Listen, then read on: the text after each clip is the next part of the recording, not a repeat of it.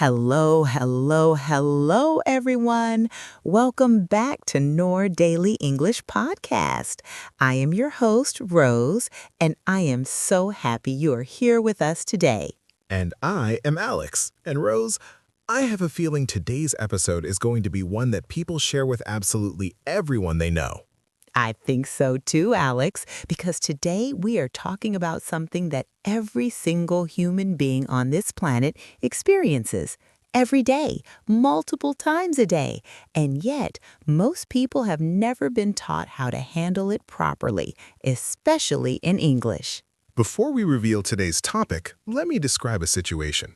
You are in a meeting at work. A colleague takes credit for your idea in front of everyone. You feel a rush of heat in your chest. Your jaw tightens, your hands grip the table, and inside, you are absolutely furious. Or imagine this. You have been waiting for an important email response for 2 weeks. You have followed up 3 times, and the other person keeps ignoring you. The frustration is building. You want to say something, but every time you try, it either comes out too aggressive and you regret it, or you say nothing at all, and the frustration just keeps growing inside. Or maybe a friend said something that really hurt you, and you want to tell them how you feel, but you're afraid that if you open your mouth, what comes out will damage the friendship permanently. So you stay silent, and the anger turns inward. If any of those situations feel familiar, today's episode is made for you. Because today, Rose and Alex are going to teach you exactly how to express anger without being rude in English. And this is not just an English lesson. This is a life skill. Because knowing how to express difficult emotions clearly, honestly, and respectfully is one of the most valuable skills a person can have in any language, but especially in English. And if you are new to Noor Daily English, welcome. We are so genuinely happy you found us. Please subscribe right now. 1 tap, 2 seconds. It means the world to us, and it helps us keep making episodes like this one. Episodes that go beyond grammar and vocabulary and actually help you navigate real life in English. In today's episode, we are going to cover 7 powerful sections. We're going to understand anger in English, the vocabulary, the expressions, the phrases. We're going to practice real conversations, and we're going to give you a complete toolkit for expressing frustration, disappointment, and anger in a way that is honest, assertive, and respectful. Because here's something I want you to understand from the very beginning. Expressing anger is not the problem. Suppressing anger is the problem. Exploding with anger is the problem. But expressing anger calmly, clearly, and assertively, that's healthy. That's necessary. And in English, there are beautiful, powerful ways to do exactly that. All right, let us get into it. Section 2. The vocabulary of anger in English. Here we go. Okay, Rose, before we can express anger properly, we need to build our vocabulary because anger is not just one feeling, it's a whole spectrum of feelings, and English has incredibly rich vocabulary to describe every level of that spectrum. Let us start from the mildest and work our way up. What is the first word? The mildest level, annoyed. Annoyed means slightly bothered or irritated by something. It's a low-level frustration, not intense, not overwhelming, just, this is bothering me. I'm a little annoyed that the meeting started 20 minutes late. Nobody even apologized for the delay. The next level up, frustrated. Frustrated is stronger than annoyed. It means you've been trying to do something or communicate something and it's not working. There's a sense of being blocked or stuck. I'm so frustrated with this situation. I've explained the problem 3 times and nothing has changed. Moving up, irritated. Irritated is similar to annoyed, but slightly more intense. Something is consistently getting under your skin, wearing you down. His constant interrupting is really starting to irritate me. Every time I try to make a point, he talks over me. Then we have upset. Upset is interesting because it carries both anger and sadness. When you're upset, you're hurt and angry at the same time. It's an emotionally complex word. I'm really upset about what happened. I trusted you with that information and you shared it with everyone. Then, angry, the classic word. Angry means you are experiencing a strong feeling of displeasure or hostility in response to something that felt wrong or unfair or hurtful. I'm genuinely angry right now. What you did was completely unfair and I need you to understand that. Then, furious. Furious is intense anger, very strong, almost overwhelming. When you are furious, the anger is difficult to contain. She was absolutely furious when she found out what had happened behind her back. She could barely speak, she was so angry. And now let's look at some very natural English expressions for describing anger. The first one, I'm at my wit's end. This means you have reached the limit of your patience. You have tried everything and you don't know what to do anymore. I'm at my wit's end with this situation. I've tried talking about it calmly, I've tried ignoring it, nothing is working. The next expression, that really gets under my skin. This means something bothers you deeply and consistently. It irritates you in a way that's hard to shake off. The way he dismisses other people's ideas in meetings really gets under my skin. It's so disrespectful. Then, I've had enough. This is a powerful statement that signals you have reached your limit. You are done tolerating a situation. I've had enough of being treated this way. This needs to change immediately. And this last one is a skillful way to begin. I need to get something off my chest. This is a softer way of saying, I need to express something that has been bothering me. It signals that you are about to share something honest and important. Can I be honest with you? I need to get something off my chest because I've been holding on to this for a while. So, our anger vocabulary toolkit, annoyed, frustrated, irritated, upset, angry, furious, and our key expressions, I'm at my wit's end, gets under my skin, I've had enough, I need to get something off my chest. These words and phrases will allow you to describe exactly how you are feeling, accurately and powerfully in any English conversation. Coming up, the difference between aggressive anger and assertive anger, and why that difference is everything. Okay, this section is the heart of today's entire episode. Because most people think there are only two options when they are angry. Option 1, suppress it, say nothing, swallow the feeling, pretend everything is fine. Option 2, explode, say everything, let the anger out with full force, and deal with the consequences later. But there is a third option, and it is the one that actually works, the one that gets results, the one that preserves relationships, the one that makes you feel heard without making the other person feel attacked. That option is assertive expression. Assertive means expressing your feelings and needs clearly, honestly, and respectfully, without attacking, without manipulating, without suppressing, just clear, honest, direct communication. Let me show you the difference with a real example. Imagine your coworker consistently takes credit for your work. Here is how each approach sounds. Aggressive. You always steal my ideas. You are completely dishonest, and I'm sick of it. Everyone in this office knows what you are doing, and nobody respects you because of it. Now, does that express the anger? Yes. Does it get the point across? Maybe. But does it solve the problem? Almost certainly not. Because now the other person is defensive. They feel attacked, and the conversation becomes a fight rather than a resolution. Assertive. I need to talk to you about something that has been bothering me.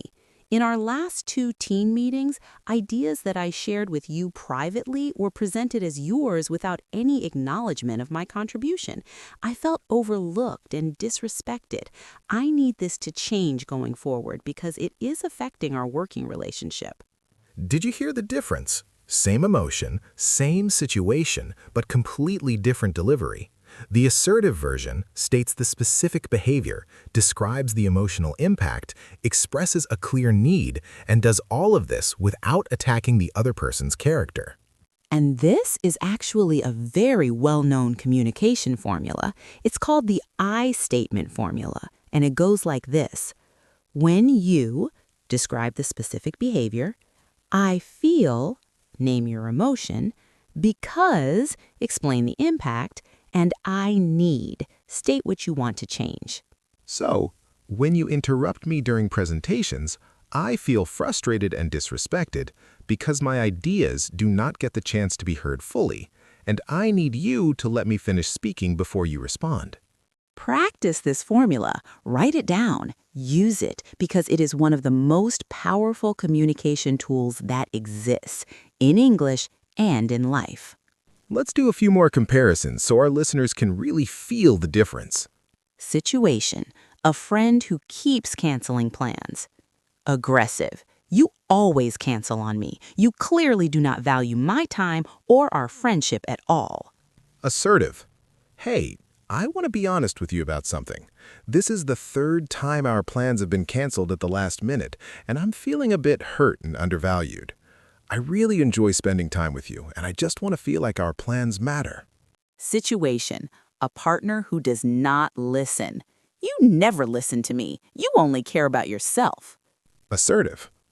I've been feeling like my thoughts and feelings aren't really being heard lately, and it's starting to affect how connected I feel to you. Can we talk about this?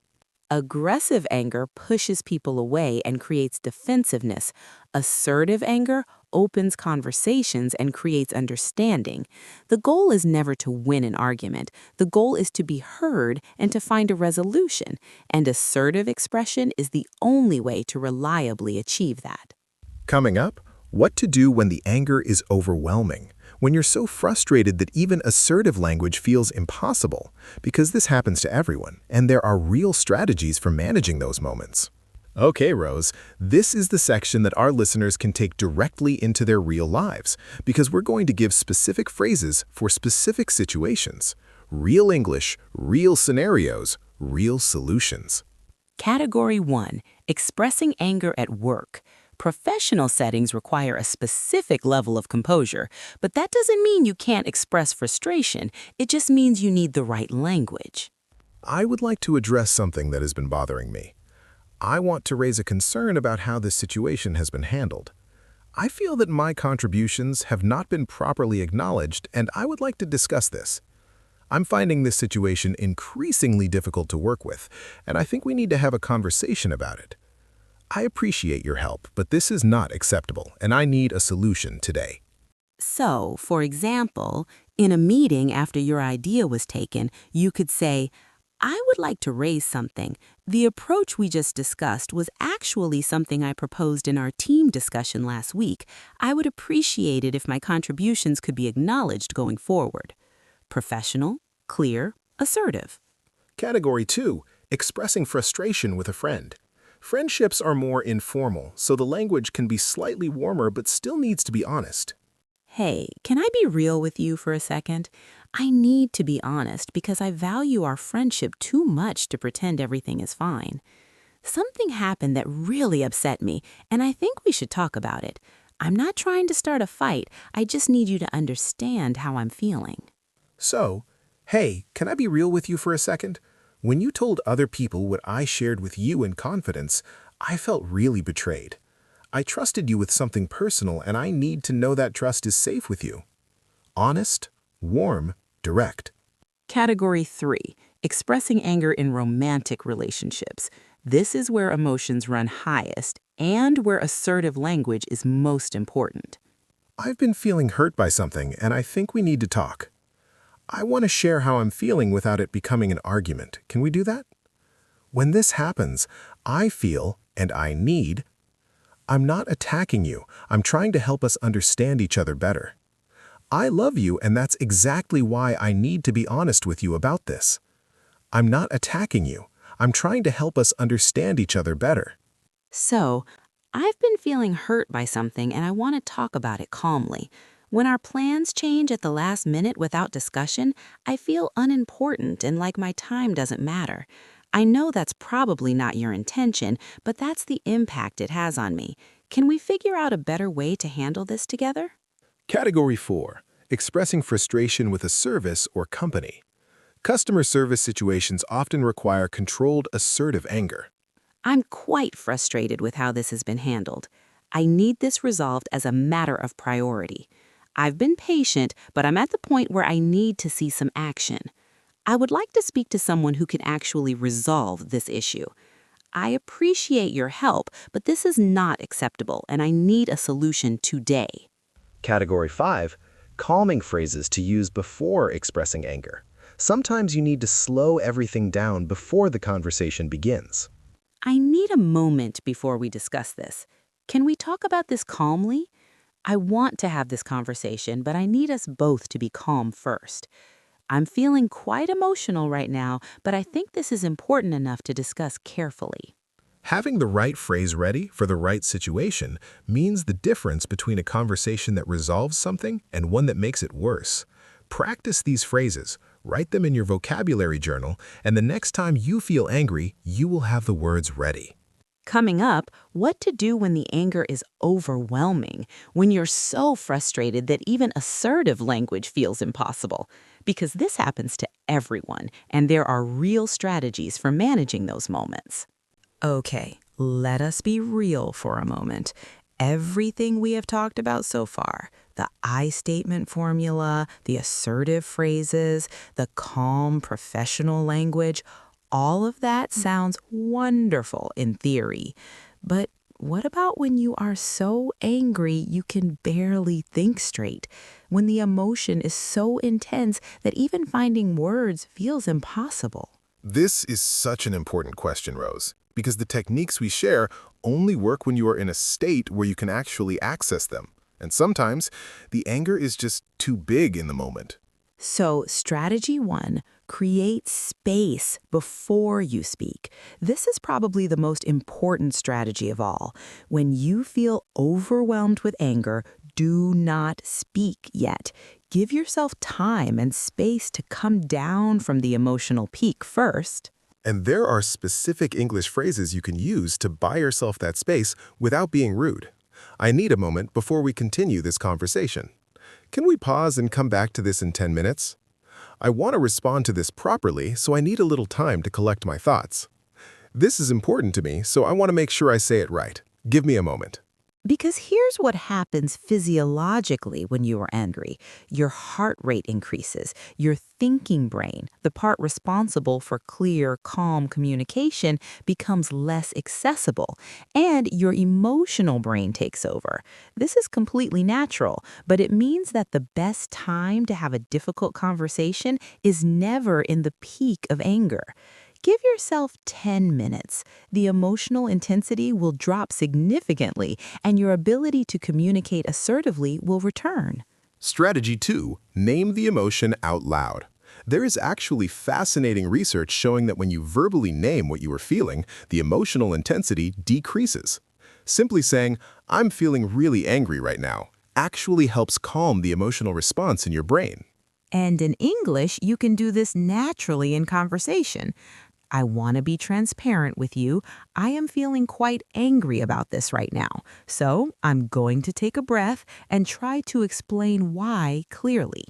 This honesty actually builds trust. The other person understands your emotional state, and you are modeling healthy emotional awareness. Strategy 3. Write it out first. Before you have a difficult conversation, especially an important one, write down what you want to say in English. Not to read from during the conversation, but to clarify your own thoughts, to process the emotion on paper rather than on the other person. Writing forces you to organize your thoughts. It forces you to use the I statement formula, and it often reveals things you had not fully understood about your own feelings. By the time you finish writing, you usually have a much clearer sense of what you actually need to say. Strategy 4. Choose your moment carefully. Timing matters enormously in difficult conversations. Do not try to address something serious when either of you is tired, hungry, stressed, or distracted. Ask, is this a good time to talk about something important? That simple question shows respect for the other person and sets the stage for a more productive conversation. And strategy 5, have a go-to reset phrase, a phrase you have practiced and memorized that you can use in any high-emotion moment to reset the conversation before it spirals. Something like, I think we are both feeling quite heated right now. Can we take a breath and try to approach this differently? Or, I don't want this to turn into an argument. Can we slow down and really listen to each other? Create space before you speak, name the emotion out loud, write it out first, choose your moment carefully, and have a go-to reset phrase. 5 strategies for the moments when anger feels too big to handle with words alone. Coming up, we look at cultural differences in expressing anger in English, because what is considered assertive in one culture might be considered aggressive in another, and understanding this can make all the difference.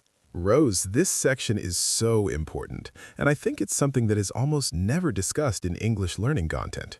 But for people who are using English as a second language, especially in international or multicultural settings, understanding cultural differences in how anger is expressed can be absolutely crucial. Absolutely. Because here's the thing, the way anger is expressed varies enormously across cultures. And when you are communicating in English, which is used as a global language across hundreds of different cultures, you need to understand not just the language, but also the cultural context. Point 1. Directness varies by culture. In some cultures, being direct about your feelings is completely normal and expected. You say what you feel, clearly, without much softening, and this directness is respected. But in other cultures, particularly in many English-speaking professional environments, being too direct can be perceived as aggressive or unprofessional. There is an expectation of indirectness, of softening language, of wrapping difficult messages in polite framing. So, for example, instead of saying, "Your report was wrong," you might say, "I think there might be a few areas in the report we could look at together." Instead of, "You're not listening to me," you might say, "I'm not sure I'm communicating this clearly enough. Let me try to explain differently." This honesty actually builds trust. The other person understands your emotional state, and you are modeling healthy emotional awareness. Point 2. Silence means different things in different cultures. In some cultures, silence after someone says something upsetting is a sign of deep anger or serious disagreement. In others, it's simply a sign of careful thinking. So, if you are in a conversation with someone from a different cultural background, don't assume you know what their silence means. And if you are the one who needs silence to process, explain it. I need a moment to think about what you've just said. That simple sentence prevents misunderstanding. Point 3. Volume and tone. In some cultures, raising your voice slightly when expressing anger is completely normal and does not signal aggression. In others, any increase in volume is perceived as a loss of control or an act of aggression.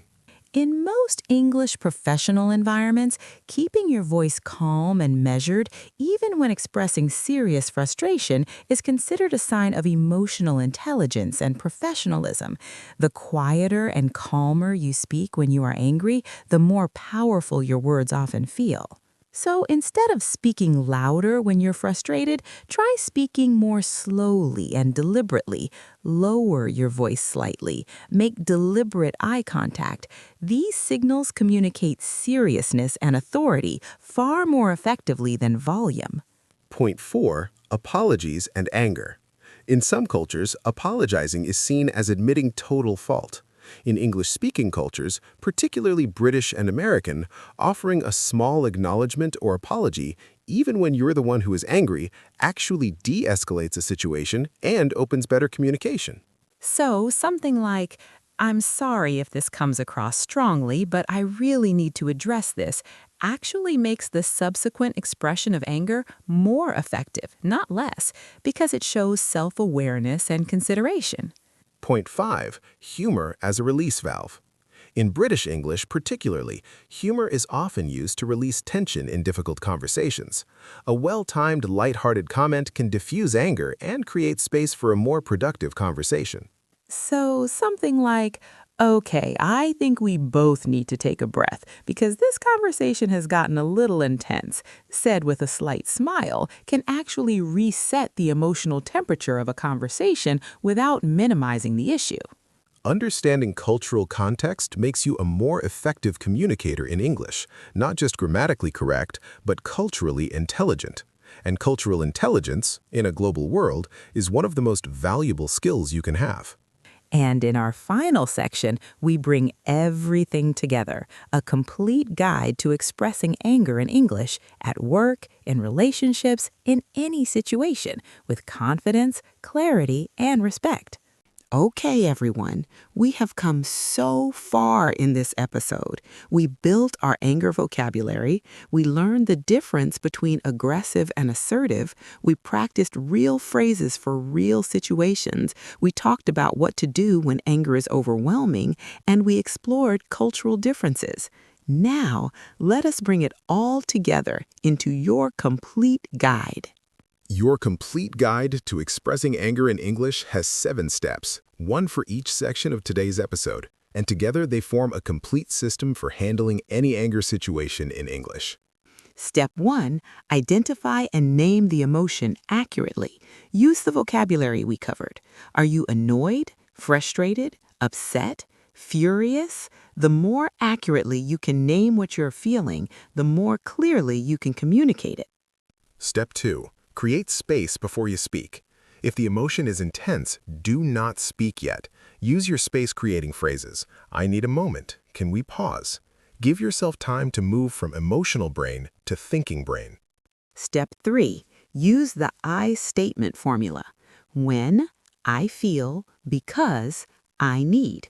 4 simple components that cover the behavior, the emotion, the impact, and the desired change every time.